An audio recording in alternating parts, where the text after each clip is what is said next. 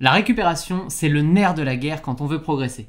Combien de fois m'avez-vous entendu dire ça si vous êtes régulier sur Running Addict? Et non, je ne radote pas, c'est volontaire car une bonne récupération, c'est la clé d'un entraînement efficace. Parfois, j'utilise même une phrase un peu choc, s'entraîner, c'est régresser et c'est la récupération qui fait progresser. Ça ne veut pas dire qu'il faut récupérer à 100% du temps comme je le lis parfois, ça veut dire qu'il faut vraiment mettre l'emphase sur la récupération si on veut pouvoir bénéficier au maximum des entraînements qu'on fait. Plus concrètement, ça veut dire qu'il faut trouver l'équilibre idéal entre entraînement d'une part et récupération d'autre part, et que c'est cet équilibre qui va faire qu'on va pouvoir maximiser la progression de son entraînement. Trop de récup, ça ne progresse pas, et pas assez de récup, eh bien ça ne progresse pas non plus. Rappelez-vous du graphique que je vous avais montré dans ma vidéo l'année dernière à ce sujet. Je ne vais pas le refaire en détail, je vous remets la vidéo ici si vous voulez aller la voir. Aujourd'hui, on va se concentrer sur le sujet principal de la vidéo. Et ce sujet, eh bien, c'est d'aller décortiquer ce graphique, d'aller comprendre combien de temps de récupération il faut après chaque type d'entraînement. Après un footing, une séance de fractionné très dure, une séance type sortie longue, combien on doit récupérer après chacun de ces entraînements. Et en fin de vidéo, je résumerai ça avec 5 règles qui vous permettront d'ajuster ces principes en fonction de votre profil.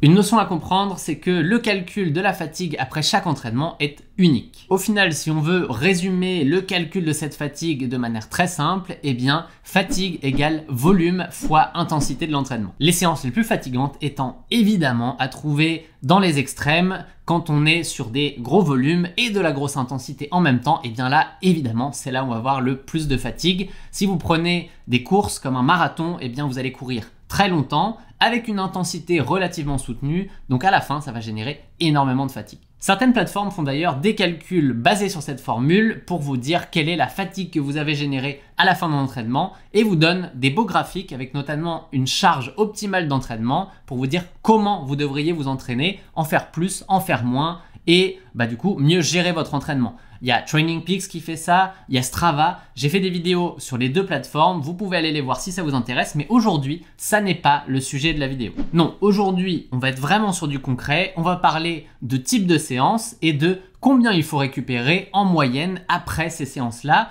Et je vais aussi vous expliquer pourquoi, si vous récupérez plus ou si vous récupérez moins, ça a une incidence et quelle est cette incidence. Pour rester vraiment simple, j'ai séparé les types d'entraînement en 3 catégories et vous allez avoir une borne de récupération minimale et une borne de récupération maximale où là vous allez avoir récupéré à 100% et vous pourrez faire n'importe quel type d'entraînement une fois que vous avez attendu ce temps. La valeur basse, au final, c'est ce que j'appelle le temps de récupération suffisant. Grosso modo, c'est le temps minimal à attendre si on veut pouvoir se réentraîner à nouveau. On n'aura pas totalement récupéré, certes, mais on aura suffisamment réduit sa fatigue pour pouvoir se réentraîner sans générer de blessures, de fatigue trop importante et surtout on va pouvoir effectuer l'entraînement suivant de manière qualitative. Pour commencer, on a les entraînements que j'appelle faciles qui génèrent une fatigue minimale et qui demandent une récupération entre 6 et 24 heures.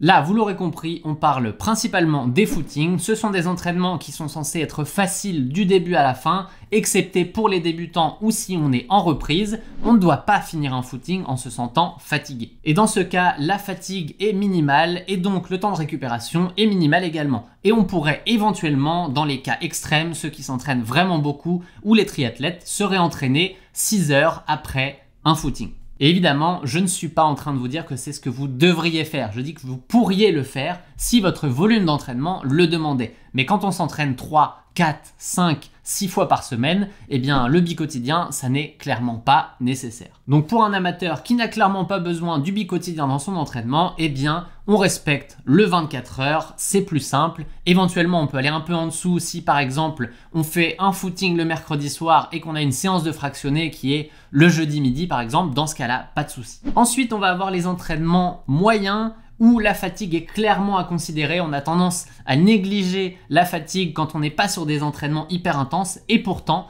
et donc là, dans ce cas-là, on va avoir besoin d'un temps de récupération de 24 à 48 heures. Comme son nom l'indique, ici, on est dans une catégorie où les entraînements ne sont pas très intenses, mais tout de même, ils génèrent une fatigue qui, à force, si on l'accumule de séance en séance, va pouvoir contribuer très fortement à un surentraînement ou à une blessure. Et c'est vraiment la catégorie piège car beaucoup plus d'entraînements qu'on peut le penser viennent dans cette catégorie si on ne fait pas attention. Je pense en particulier au footing. Si vous voulez courir un petit peu trop vite par rapport à votre endurance fondamentale, on se trouve vite dans cette zone d'endurance active et donc il va générer une fatigue moyenne en fin d'entraînement. Mais je veux aussi parler des footings qui vont être plus longs que ce que vous avez l'habitude de faire. Si par exemple, d'habitude, vos footings durent 40 minutes et que du jour au lendemain, vous voulez faire un footing d'1 heure, eh bien, il va générer un stress plus important pour votre corps et donc il va falloir lui donner une récupération adaptée. Et enfin, on va aussi avoir dans cette catégorie les séances de fractionnés que j'appelle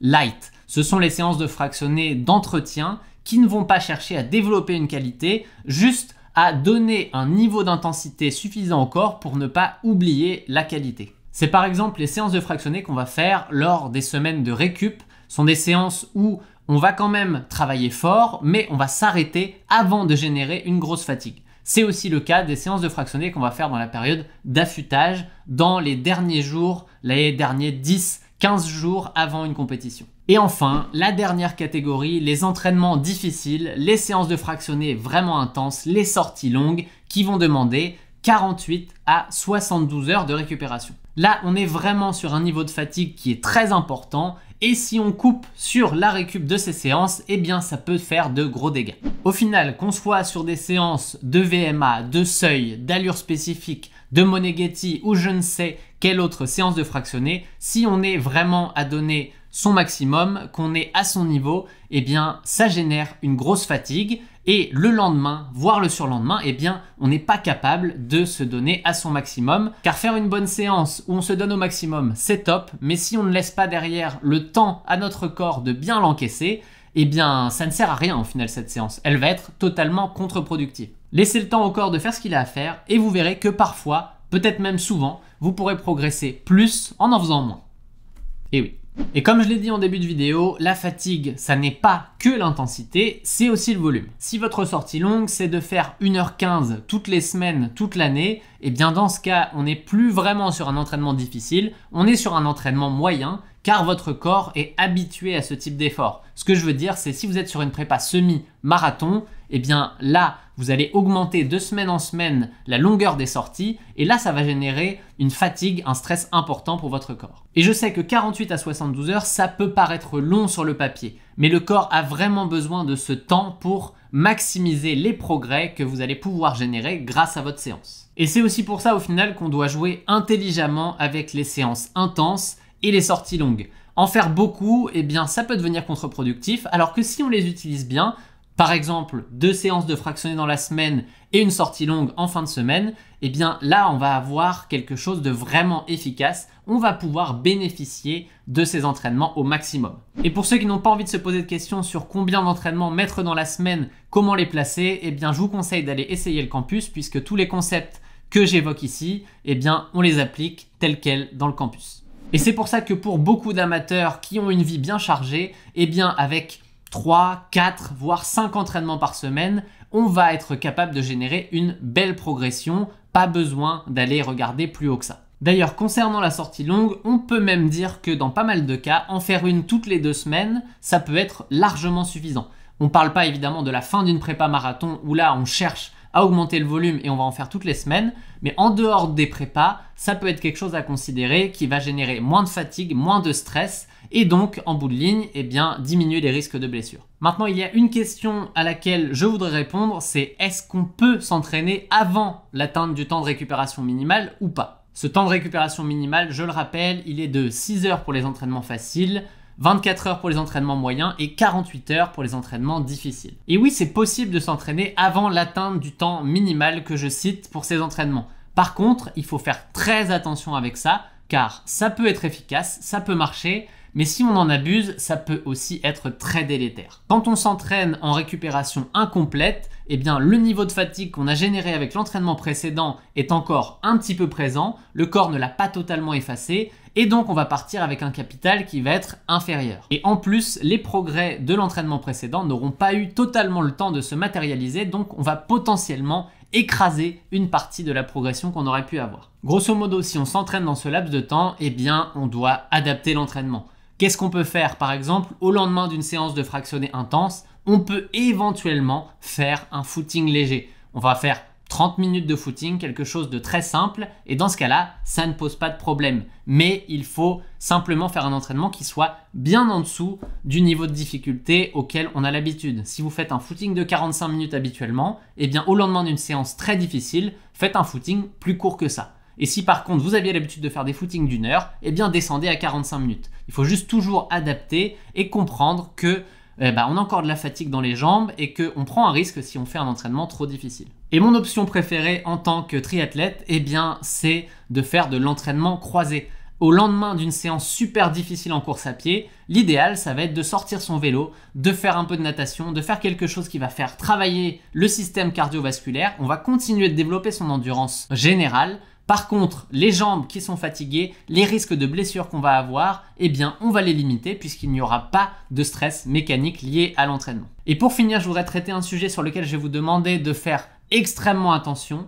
Ce n'est pas à mettre entre toutes les mains, c'est de s'entraîner en état de fatigue volontaire. Enchaîner plusieurs entraînements intenses ou des entraînements très longs de manière rapprochée peut être une stratégie, mais elle est à utiliser dans certains cas en particulier. Pour l'enchaînement d'entraînements très longs, je pense par exemple aux trailers ou à ceux qui vont préparer des efforts très longs. Eh bien, il faut habituer votre corps à le faire et vous allez pouvoir par exemple faire des week-end chocs en ayant un samedi avec une belle sortie, 1 heure, 1h30, 2 heures. Et puis le dimanche ensuite, vous allez avoir une sortie vraiment longue, 2 heures, 2h30, 3 heures. Mais ça peut aussi être une stratégie qui vous blesse très facilement si vous ne l'utilisez pas correctement et que vous n'êtes pas progressif comme d'habitude. Et évidemment, après des enchaînements comme ça, il faut faire doublement attention à la récupération, autant en termes de qualité de cette récupération qu'en termes de temps. Le temps qu'on a réussi à squeezer quand on a mis plusieurs entraînements rapprochés, eh bien, on va faire la même chose avec les récupérations, on va les aligner les unes après les autres.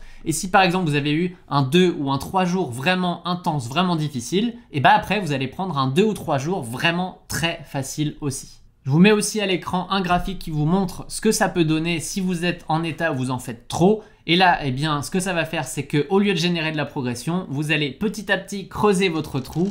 Et à la fin, eh bien, au lieu d'avoir progressé, vous aurez régressé alors que vous êtes beaucoup entraîné pour ça. Et au pire, eh bien, vous vous blesserez évidemment. Et au final, l'intérêt de tout ça, c'est aussi de trouver un équilibre dans votre pratique de la course à pied. Vous n'êtes pas des coureurs professionnels, ne cherchez pas à être au maximum de fatigue que vous pouvez atteindre. N'oubliez pas les autres critères que vous avez dans votre vie et surtout mettez-vous des objectifs réalistes en fonction de ça. Car avoir un bon équilibre dans tout ça, eh bien, c'est l'assurance de prendre du plaisir dans son entraînement et donc d'avoir envie de s'entraîner encore et toujours. Et à la fin, eh bien, c'est la régularité qui est le critère numéro 1 de la progression. Donc faites tout ce que vous pouvez pour pouvoir être régulier, c'est comme ça que vous allez progresser à long terme. Allez, pour finir, je vous ai promis 5 règles qui vont permettre d'adapter tout ce que je vous ai dit dans cette vidéo. Je vous les donne tout de suite. La première, c'est de dire que la fatigue sera généralement moins importante pour quelqu'un qui s'entraîne régulièrement. C'est simple à comprendre, un footing d'1 heure va pouvoir être facile pour quelqu'un qui le fait régulièrement de semaine en semaine, alors qu'un footing d'1 heure, eh bien, ça peut être une sortie longue pour quelqu'un qui reprend après une coupure, et pour un débutant, c'est même quasi impossible de courir 1 heure. Règle numéro 2, la fatigue sera généralement moins importante si vous êtes dans un état de forme. Quand on est au top de sa forme, qu'on a vraiment travaillé pendant de longs mois pour atteindre ce pic de forme, eh bien on va récupérer super rapidement. Règle numéro 3, le temps de récupération va être minimisé si on est vraiment sérieux sur sa récupération.